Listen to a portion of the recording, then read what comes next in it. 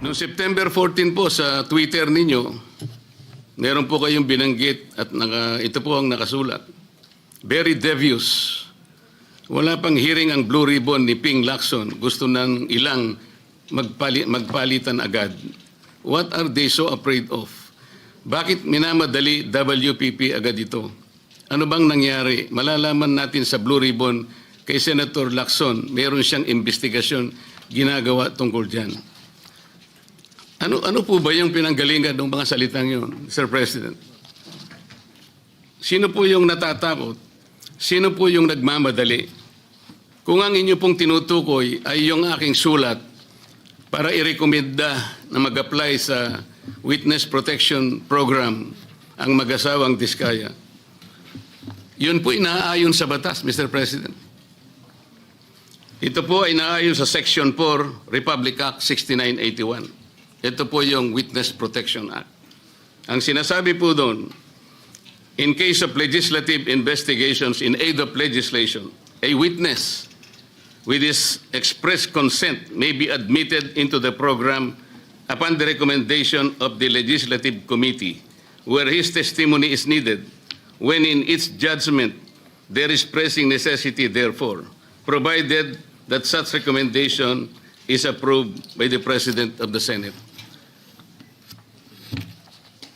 Ang committee po ay nagpasya, Mr. President, kasi hiniling po nung Diskaya sa kanilang sworn statement na meron tangka sa kanilang buhay, sa kanilang seguridad, ang kanilang pamilya at kanilang mga anak.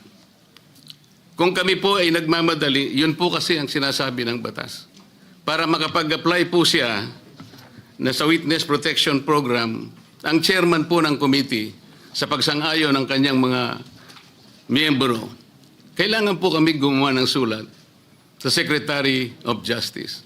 Ayun nga po, ipinrepair namin kaagad. Hindi nga lamang po napirmahan ng pumalit na Senate President sapagkat nagpaliwanag siya, nalaman pala niya na meron palang press con ang ating Department of Justice Secretary na doon sinabi niya, hindi raw siya magbibigay ng witness protection sapagkat kinakailangan muna ang ibalik ng mga Diskaya anumang pera ang kanilang nakuha sapagkat hindi kanila yon. Sa makatid, ang policy daw ng Department of Justice ay ibalik muna yung pera bago aksyonan ang kanyang aplikasyon sa Witness Protection Program. Mr. President, ako po'y nalulungkot maski sa aking press con kanina ay sinabi ko kung bakit ganun ang sinabi ng Secretary of Justice. Wala po sa tuntunin yun eh. Kung babasahin lamang po niya ang Section 3 at Section 10 ng Republic Act 6981, wala pong binabanggit doon na restitution, yung pagsusoli. Nag-uumpisa lang po sa pagsusuri, sa pag-iimbestiga ang komite. Meron na po bang halaga na dapat isoli? Na-determine na po ba yun? Meron na po bang ruling na kung ano yung kung sino at gaano ang isosoli ng kung sino man ang may kasalanan? Meron na po bang ganun? Wala po eh. Prospective lang pong mag-a-apply eh. Nasa sections 3 and 10 ang mga requisites kung ano-ano po yun. Mga 10 requisites po yun. Yung restitution, wala po ron eh. Kaya po ako'y nalulungkot kung bakit po binanggit yun ng Secretary of Justice.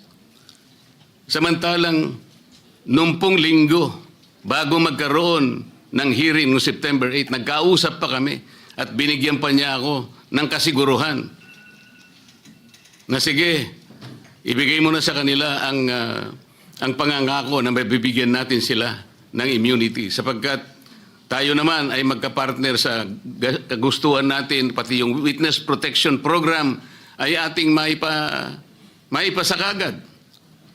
So yung pagbibigay po niya sa akin ng garantiya, kasama na po yung kanyang USEC. Yun ang nagbigay sa akin ng lakas na loob. Kaya ako'y sumulat kagad. Hindi ko alam na babaligtarin ako ng Department of Justice. Ngayon po, Mr. President, yun po ang ginamit ninyong dahilan kung bakit hindi nyo pinirmahan. Sana man lang po ay napakarami naman ninyong mga abogado sa inyong opisina rin. Binasa nyo sana yung batas. kung yung restitution po ay isa sa requisite para ang isang tao ay makapag-apply man lang. Yun po kasi yung prinsipyo ng batas eh. Bago siya gumawa ng isang marahas na kapasyahan, alam niyang mag-aalanganin ang buhay niya. Magsasabi siya nung inaakala niyang maaring makapaglagay sa panganib ng kanyang buhay, kailangan nga bigyan natin din siya ng protection. Yun po yung batas eh. Hindi ko nga po alam kung bakit sasabihin ninyo, bakit may pagmamadali? Binibigay sa akin yung binigay sa akin yung sulat para i-recommend yung witness protection program ng mga Diskayas, ang feeling ko incomplete eh. Ang usapan at narinig ko ito kay Secretary of Justice, kailangan tell all, hindi tell half. Di ba? Ang mga binabanggit, 2022 to 2025 eh. Sila number one contractor 2016 to 2022 eh. Ba't wala doon ang kwento? Di ba? So, you cannot blame me if I do not want to immediately do that. No? And then I know for a fact, as I said in the media, I know that there is a possibility that we will change the leadership the following day. All right. Now let me continue with some of the opinions that were aired. Well, of course, yung nabanggit kanina ni Senator De La Rosa, pasensya na, baka nabigla ako at nagamit ko yung salitang gimmick, ano? Pero it could had been a wrong word that I should not have used, no? Pwede kasing opinion yun, sapagkat yung public ang madalas kong marinig na sinagsasabi nun eh. Ano? Ang Witness Protection Program, ano? Ang pagkakaalam ko, magkakaroon ng immunity from criminal prosecution. So kung natatakot sila sa kanilang security, billion-billion ang pera nila eh. Ang dami nilang pwedeng bayaran security guard eh. Kahit 1,000 security guard kaya nila eh. Bakit kailangan ang gobyerno? Ay galit na ang mga tao dahil hindi nga natin malaman kung ilan yan, kung nangyari nga yan, kung sila nga yan, hindi po ba? Kaya we were just trying to be prudent. Konting konting hinay. Huwag yung sasabihin natin. Kaya sabi ko, ba't tayo nagmamadali? I'm not pertaining to any senator. Bakit, sana do not feel alluded to if I don't mention your name.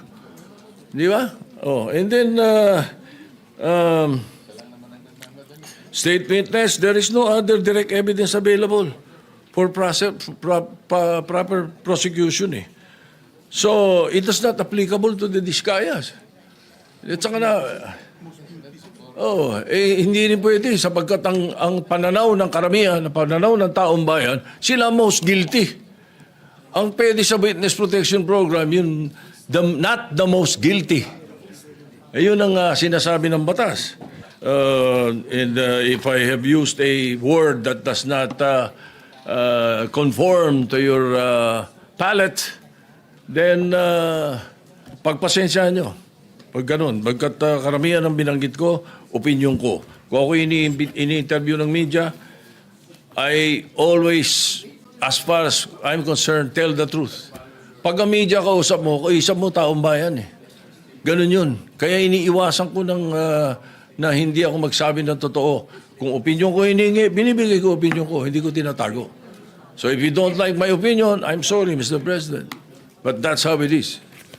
Thank you. Thank you for watching. Don't forget to like, share and subscribe for the latest hot news of the press.